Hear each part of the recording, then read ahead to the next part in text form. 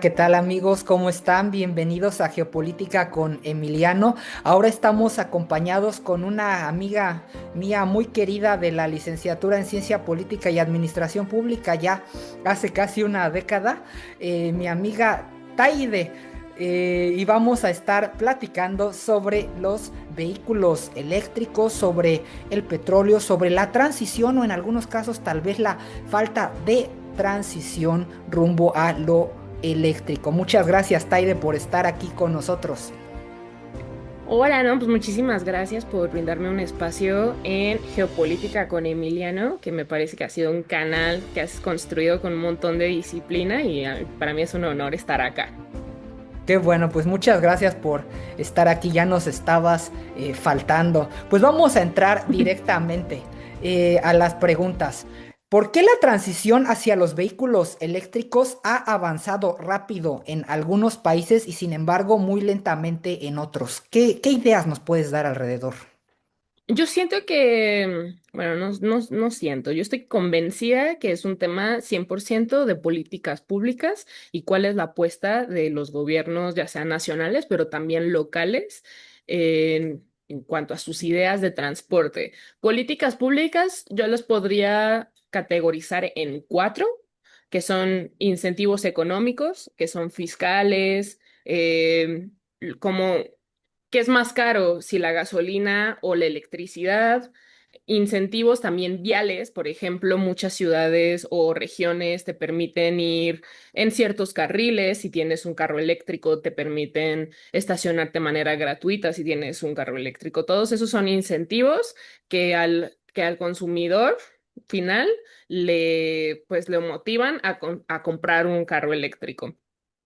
Y otras cosas que me parecen que son igual de importantes es el apoyo en investigación y desarrollo de este tipo de tecnología.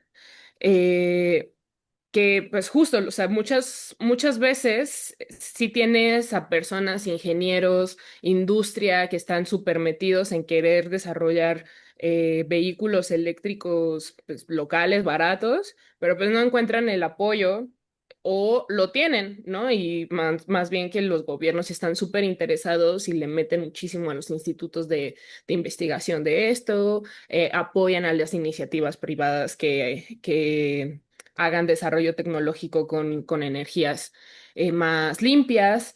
Y por el otro lado, importantísimo, infraestructura, ¿no? Si no tienes dónde cargar tu carro eléctrico, si no hay estaciones de carga para autobuses eléctricos, pues nadie los va a usar, no puedes usarlos, los haces inviable su uso. Y la otra cosa son regulaciones, ¿no? O sea, muchas veces los países y las ciudades dicen, bueno, pues necesitan, ¿quieres tener un carro? Tu carro debe tener ciertos sistemas de seguridad vial, necesita tener, no puede tener este grado de emisiones. Entonces, son bloqueos que se van poniendo desde el lado de la ley para evitar que ciertos vehículos se sigan produciendo o vendiendo e impulsar que unos más limpios también lo hagan. Entonces, esta combinación es la que va haciendo que haya países y regiones que tienen pues una transición muchísimo más rápida y otros en los que pues es muy lenta o casi nula. Claro, si te entiendo bien, pues depende mucho del marco institucional, de la voluntad política y de cómo muchas veces los gobernantes establezcan incentivos como pueden ser los centros de carga, pero también, y vinculando un poco con mi siguiente pregunta, pues probablemente hay algunos factores más macro, ¿no?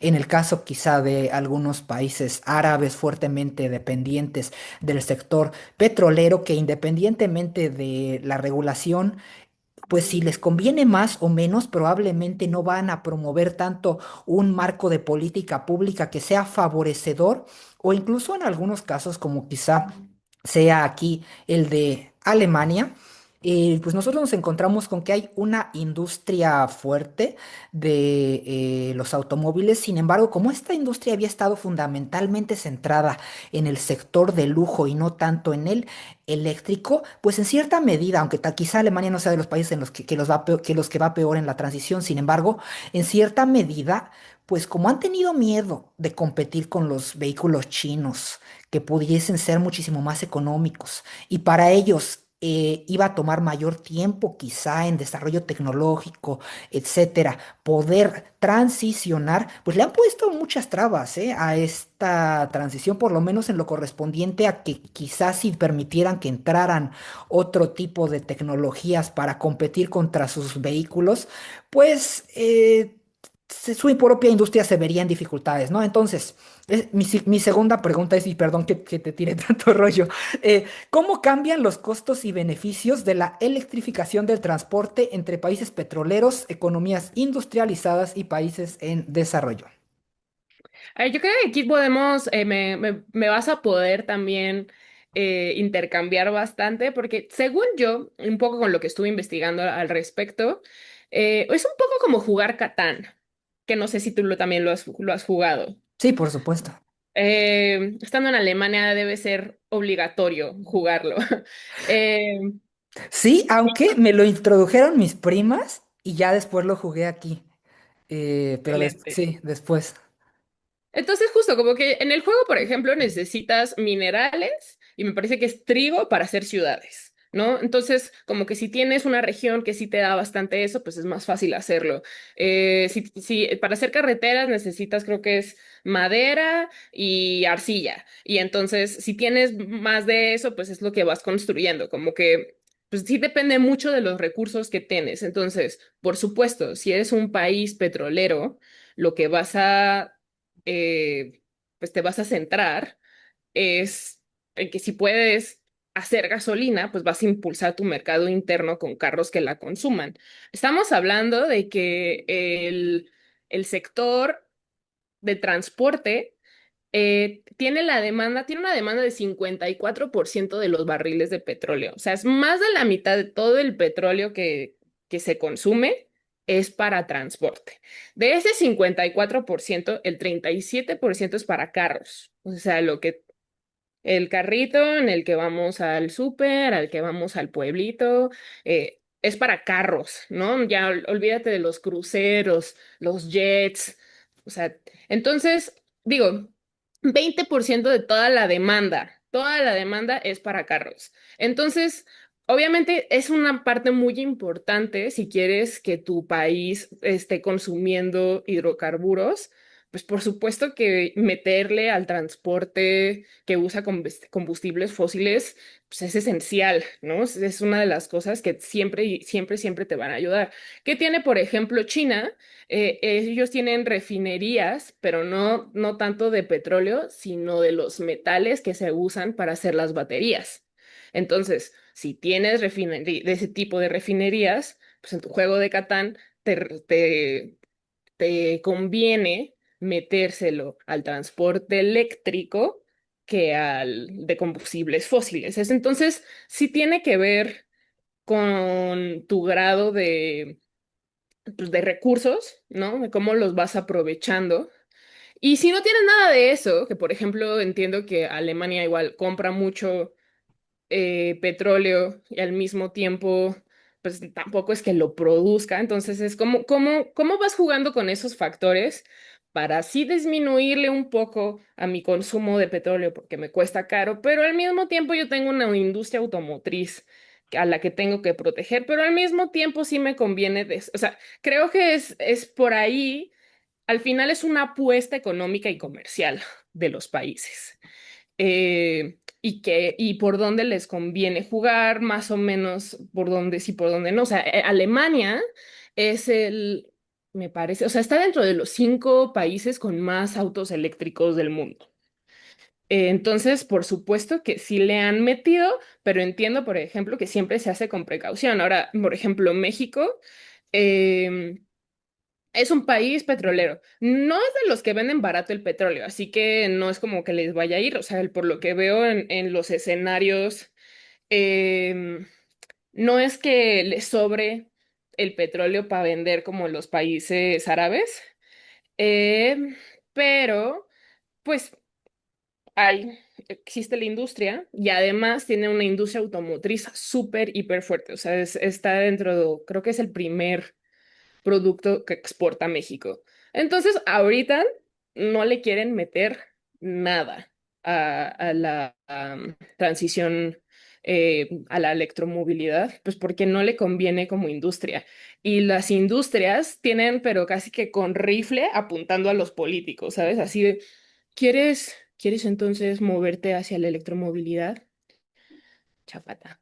Em, a ver, di que sí. A ver, ¿qué vas a hacer? ¿Qué vas a hacer? Si vas a sacar esa iniciativa climática, a ver, ¿no? Entonces los tienen, pero cortitos.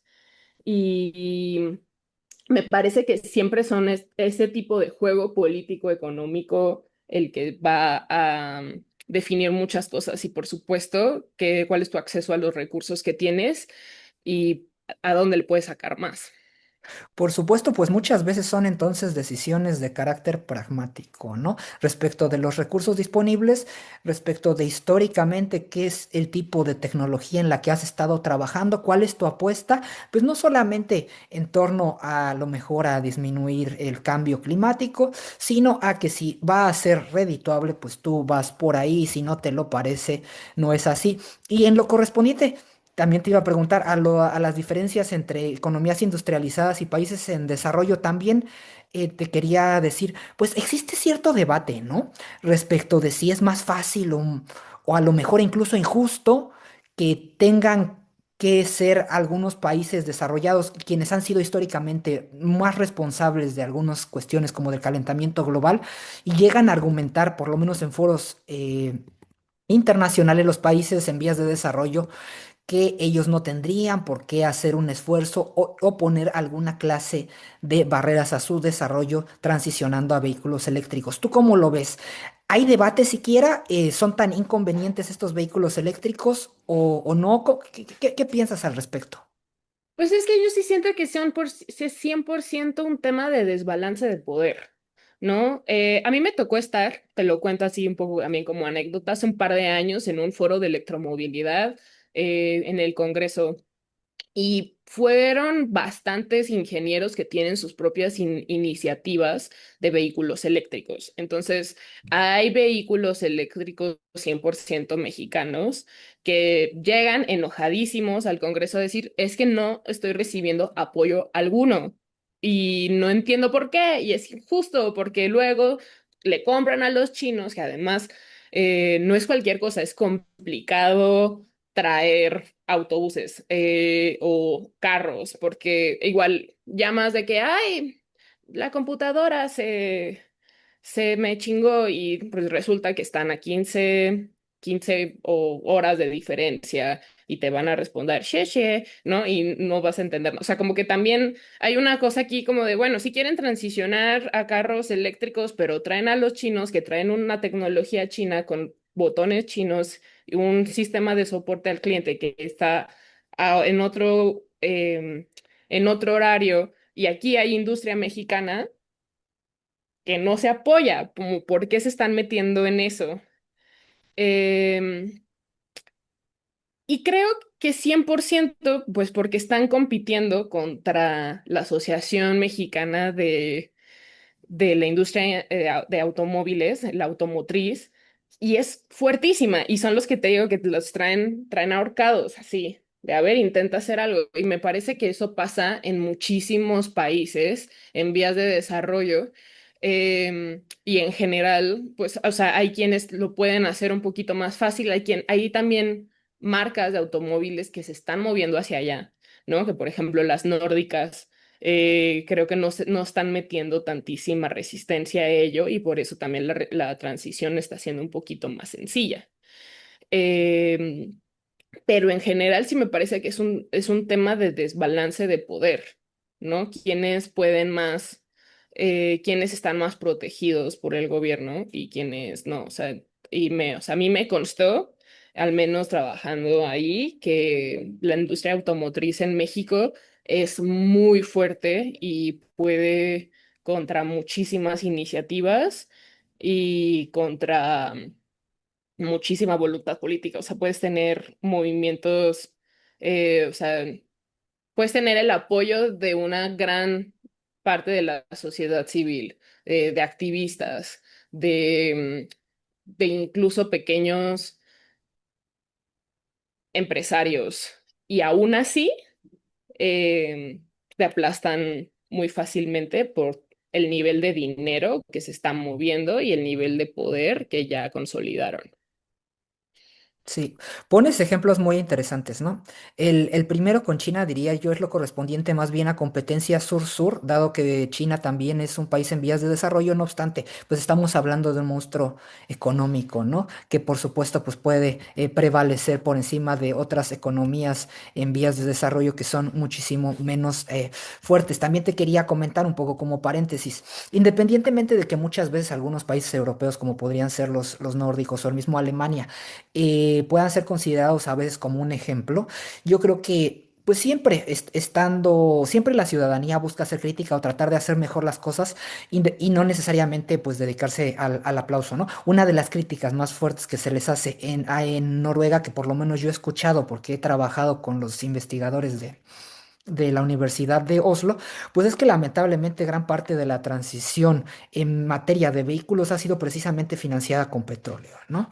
Entonces, pues todos tienen, ahora sí que diría yo, cola con quien les pises y hay que, pues ahora sí que desde mi punto de vista, pues tratar de ser críticos en todos los casos, ¿no? Aunque por supuesto pueda haber ciertos aprendizajes. Ahora, más en lo correspondiente, y ahora sí a mi siguiente pregunta, perdón, aunque también puedes contestar el paréntesis, por supuesto. Te Eh, contesto la, también el paréntesis. Sí, Ajá, sí, pero sí. Ajá. Respecto de la diferencia entre pueblos y ciudades, entre lo urbano y lo rural, y también si nos podrías platicar qué papel juega la cultura en facilitar el uso del transporte eléctrico. Ahí también se me ocurre, pues, el hecho de que a lo mejor podría haber algunas visiones más tradicionales respecto de qué clase de transporte es el que podría tener no sé, a lo mejor más caché, no sé, ¿no? Es un poco lo que se me ocurriría. Ahora, o sea, sí, por favor. a ver, una de las cosas que yo quería anotar allí en el paréntesis es que a mí me parece que hablar de electromovilidad está relativamente lejos de hablar de sustentabilidad, Ujú. ¿no? Como que, porque recordemos que el que se usen baterías, pues claramente no es la cosa más amigable con el medio ambiente. Hacerlas no es la cosa más amigable con el ambiente. Tirarlas tampoco. Y generar electricidad, o sea, depende de que lo uses, pues, si tienes solares, que tampoco es 100% amigable, eólica, pero muchas veces es termodinámica, ¿no? Es en las termoeléctricas y eso es quemar petróleo para hacer energía. Entonces, yo no siempre veo el hablar de electromovilidad como una cuestión de gran ayuda para el cambio climático, que de repente, yo creo que tiene beneficios a la salud, sí lo creo, totalmente, ¿no? Como ciclista que soy, a mí me parece muchísimo más cómodo estar atrás de un carro eléctrico porque no le ando fumando el mofle en mi trayecto. Me parece que hace muchísimo menos ruido y eso también a mí me parece muy cool. Em, Me parece, o sea, también tiene menos emisiones, no respiramos tanto, o sea, me parece que tienen muchas cosas positivas, pero me Pero no parece es que una panacea, ¿no? no, y ambientalmente pues quedan muy cortos. Entonces por ahí como que lo dejo o sea, no me parece que así, el que de repente ya tengas toda tu planta de autos Claro. y vas 22 millones de carros y tienes de que 120 carros por cada 1.000 personas, pero son eléctricos, no me parece que sea la gran cosa de nombre, has mejorado todo lo que tenemos, como todos tus problemas ambientales se han solucionado para nada, para nada. Ni siquiera creo que en temas de movilidad has solucionado nada. porque el mismo concepto del carro, el mismo concepto del carro como transporte individual es conflictivo y no se le debería estar apostando como sociedad a que ese sea el transporte que debes tener. Regresando al tema de lo urbano contra lo rural y pueblos con ciudades. em, y retomando también el tema de las políticas públicas, pues cada ciudad, región, pueblo también tiene su autonomía para hacer sus políticas públicas. Y lo pienso incluso, por ejemplo, como California en Estados Unidos ha metido muchos incentivos para el transporte eléctrico, sobre todo el individual, ¿no? Pero lo ha metido y eso también ha tenido sus resultados positivos para el alza de la venta de este tipo de vehículos. Y de nuevo, como que sin incentivos, si no hay motivación para comprarte un auto eléctrico, pues normalmente no te vas a ir por un auto eléctrico porque ya existe la tradición gigantesca y la facilidad gigantesca de tener uno de combustión. Si yo viviera en un pueblo, no tiene absolutamente sentido comprar un vehículo eléctrico. No tienes dónde cargarlo. La autonomía es relativa y no hay cargadores en carreteras. Em, Justamente esta parte de, bueno, pues igual necesito un tractor. No sé qué tanto se ha avanzado en tractores eléctricos y demás, pero pues sí es más fácil que en los pueblos haya apagones y cuestiones por el estilo. No tiene sentido. Entonces, sí, al final sí necesitas una red gigantesca y de una infraestructura nacional, pero también muchísimo apoyo desde lo local para que esto funcione. Pero sin duda los primeros que deberían tener estos incentivos, pues es a nivel ciudad, porque muchísimo del transporte que se usa es para transporte interno en la ciudad. Pero al final también sí es una cuestión de planeación urbana y de apuesta nacional para que pues, las transiciones, o sea, para que transitemos más allá de la electromovilidad, transitemos a ciudades centradas en las personas y no en los carros, ¿no? Y en eso también ayuda la electromovilidad, pero no es el punto central. Muy bien. Antes de pasar a la siguiente y última pregunta, quisiera dar un ejemplo que creo que tiene mucho que ver con lo que vienes diciendo, que es más bien una comparación ciudad-ciudad, pero ciudad grande, caótica, muy de tinte personal, y ciudad pequeña y bien organizada, que sería el caso de Heidelberg, que yo estaba viviendo un tiempo ahí. En Heidelberg te platico, yo diría que había mucha promoción para el vehículo eléctrico. En todas Ujú, partes podías encontrar centros de carga, eran de fácil acceso en ujú, general. Igualmente estaban funcionando muy bien los scooters eléctricos también. Y diría yo, la infraestructura igualmente favorecía casi toda clase, en este caso sí, de transporte sustentable, incluso también la bicicleta. Tienen puesta el carril de bicicletas, eso sí, robando espacio, pero no de los coches, sino robando espacio del peatón, lo cual es interesante. Porque los peatones pues van caminando y siempre se chocan con las bicicletas. Pero esto significaba que como ciclista o como scooter eléctrico, pues siempre podías ir sin ningún miedo de chocar con los automóviles. Los automóviles eléctricos igualmente la tenían fácil tanto para cargarse como para estacionarse, y sin embargo lo que no lo tenía, lo que no funcionaba tan bien era el tranvía eléctrico. Eh, Porque tardaba demasiado, era excesivo, o sea, de 20 a 25 minutos en pasar, mejor te vas caminando, ¿no? No sé. Mientras que Frankfurt es tan caótico, tan caótico. Las calles están hechas muchísimo más un desastre. Sí, no, a lo mejor hay más centros de carga en total, ¿no? Pero encontrarlos entre el tráfico, entre las distancias, entre que muchas de las personas no viven en Frankfurt, sino que necesitan distancias más elevadas y a veces los automóviles eléctricos tienen un límite respecto de cuánta es la distancia que pueden generar y no todos tienen la posibilidad de establecer en su propia casa un centro de carga.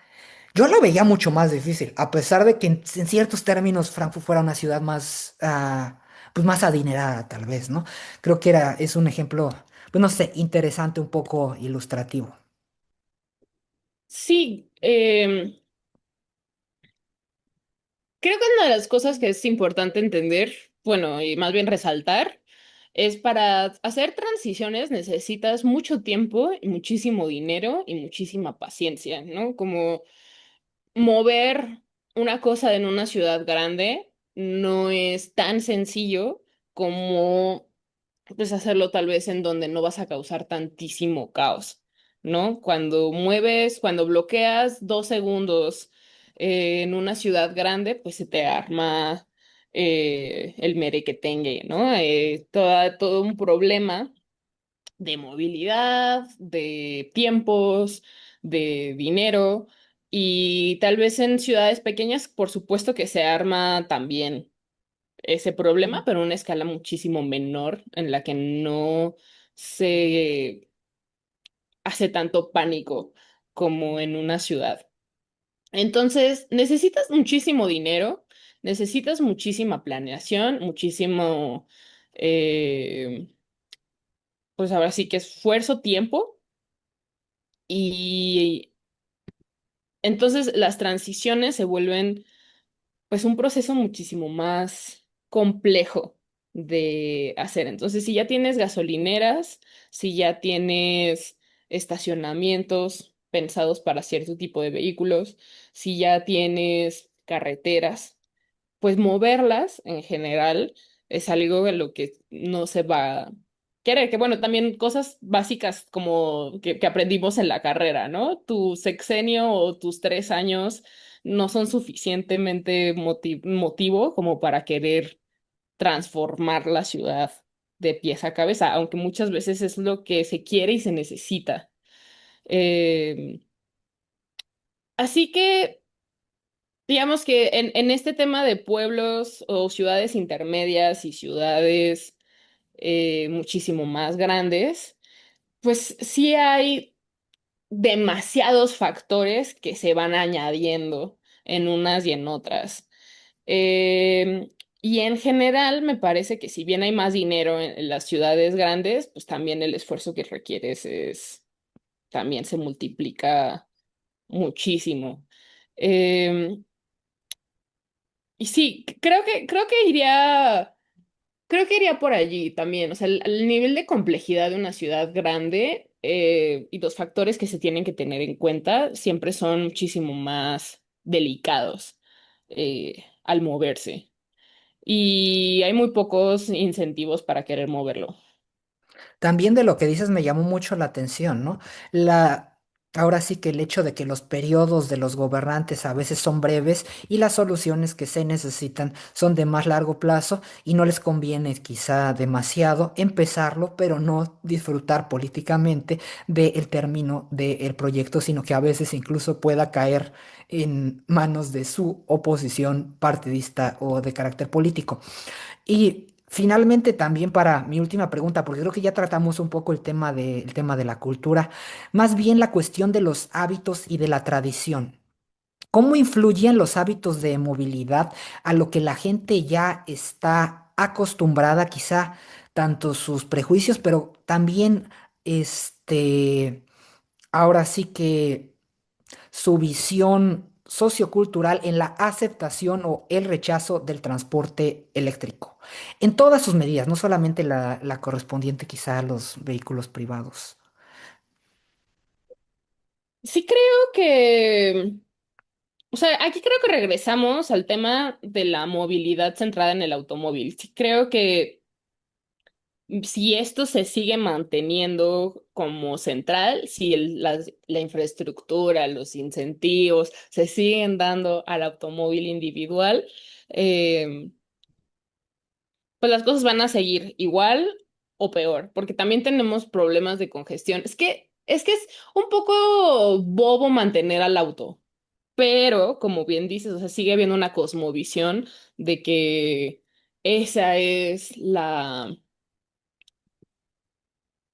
O sea, haciéndola de abogado del diablo, quizá Ujú. en torno a los hábitos de movilidad, pues como están acostumbrados al coche ya de gasolina, moverlos de coche de gasolina a este coche eléctrico sería más sencillo que moverlos, no sé, al transporte público, a la bicicleta o al scooter, no sé, ¿no? No sé. Sin duda, creo que eso es algo de lo que puede pasar, ¿no? Como que en general, sí. Y la verdad es que yo estoy de acuerdo con la visión del abogado del diablo, ¿no? O sea, en general, pasarte de un carro de combustión a un carro eléctrico es muchísimo menos problema que pasarte al transporte público si sigue todo como está ahora. Porque si sigues siendo la diferencia de una hora, si haces 30 minutos, pero hora y media en transporte, pues obviamente no vas a cambiar al metro en el que haces hora y media. Sí, pero si lo vas uniendo, vas disminuyendo esa brecha de tiempo, es muchísimo más probable que sí lo hagas. La cosa es que para eso necesitas toda una planeación de movilidad en la que le tienes que dejar de dar paso al carro y tienes que dejar de priorizarlo. Entonces tienes que elevar el costo de usar carro y disminuir el costo de usar transporte público. Em, o sea, yo creo que esa es la misión y el desafío en cuanto a movilidad pues, de nuestro siglo, pues, o sea, como creo que sí, o sea, se necesitan autobuses, pero no solamente se necesita el autobús, qué hermoso si es eléctrico y qué hermoso si te avientas la llamada china y los botones en kanjis para lograr tener tu tecnología, pero si no le das un carril exclusivo, igual se va a tardar 1000 horas en llegar a donde tiene que ir. Y esos son el tipo de movimientos incómodos en los que sí estás desafiando completamente la cultura del carro, ¿no? Hacer mucho hemos hablado de cultura y yo la verdad en eso tengo como mi hot take personal, en el que la cultura vial, en la cultura de la movilidad, se hace con infraestructura y con cumplimiento de la ley. Nada más, ¿no? Si metes tú en infraestructura que genuinamente motive los viajes en transporte público, si pones transporte público de calidad, que sea rápido, si le vas quitando carriles al carro y se los metes al transporte público, no te vas a querer meter al carro, te vas a querer ir en transporte porque va a ser rápido y va a ser, ya ni siquiera quiero decirle cómodo, va a ser seguro y va a ser rápido. Con eso la gente se va hacia el transporte público. ¿Qué tenías tú justo en Heidelberg? Hoy está eléctrico, está limpio, está bonito, pero es lentísimo. No me conviene. Fin. Pero en bici tal vez sí te convenía. Sí. Y es porque era rápida. ¿Es lo más cómodo? No. Es lo más seguro del mundo? Pues no sabemos, ¿no? Pero no tiene por qué serlo. El punto es que es más rápido. No nos importa muchísimo más. Entonces me parece que es por allí. Si tú cumples la ley, porque también el cumplimiento de la ley es importante, pues justamente porque si pones topes a todo lo que estábamos diciendo al principio, si haces que las emisiones no puedan ser más que tales, si no puedes vender este tipo de vehículos, si eso se cumple, si genuinamente te respetan los incentivos que sí te dan también, ¿no? Por ejemplo, si este carril que es para autobuses, sí lo van a respetar, Sí, la ciclovía no va a estar llena de autos estacionados y sí se va a respetar, pues eso también ayuda. Y eso es la cultura vial, la cultura de movilidad y se va transformando. Pero sin esos dos factores, si no le metes planeación ni infraestructura y no tienes cultura, perdón, respeto a la ley, puedes hacer 20,000 leyes, puedes echarte 20 discursos de qué bonita es la movilidad, puedes comprar tus camiones chinos y de baterías, igual nada se va a mover, porque los viajes siguen siendo ineficientes para las personas y sigues queriendo ser del 17% de los viajes que van en transporte privado porque al menos van seguros y al menos te aseguran que vas a ir 10% más rápido, porque con el tráfico tampoco es que sea muchísimo mejor, pero te sientes con más control y con más autonomía y menos relegado que en el transporte público. Y creo que ese es el gran desafío que tenemos eh, en movilidad las siguientes décadas. Sí, completamente de acuerdo en realidad. La infraestructura delimita comportamientos y dependiendo realmente de los tiempos de, como dices tú, de la comodidad y de la seguridad, pues es la opción que tú vas a delimitar a la hora de transportarte igualmente también tus posibilidades económicas. Pues muchísimas gracias, Taide, por haber estado aquí con nosotros. Quizá antes nada más para terminar, si quieres hacer un comentario final, quizá promover también tus redes sociales, porque Taide está haciendo mucho contenido de muy buena calidad también en Instagram y en TikTok. Si quisieras para que también nuestros seguidores en Geopolítica con Emiliano te vayan a visitar y puedan ver de tu contenido, a lo mejor platicarles un poquito qué es lo que estás ofreciendo por ahí de repente. Claro, muchas gracias. Pues me pueden seguir en @taide.bz. Pues a ver si ahí me pones ahí en el caption. Claro que sí. Te pongo aquí, aquí va a aparecer en pantalla. Genial, genial. Em, y lo que yo hago es contenido sobre movilidad porque es mi gran pasión. Soy ciclista desde hace como 17 años en Ciudad de México y me gusta mucho hablar de mi ciudad, me gusta hablar de como el cuerpo y cómo se relaciona en sus entornos urbanos y me gusta mucho hablar de movilidad y de andar en bici. Tengo series para aprender bici destrezas que te ayuden a moverte en la ciudad. Pero también hago críticas al fast fashion porque como que tengo mucho esta visión de diálogos con mi cuerpo, de cómo nuestro cuerpo eh, puede entenderse de una manera genuina con su entorno, cuestionándolo y sintiendo más, teniendo como que los sentidos más alerta a nuestro alrededor. Entonces, hablo de fast fashion, hablo de ciudad, hablo de movilidad, hablo de bici y pues si quieren por ahí seguirme, pues nos vemos.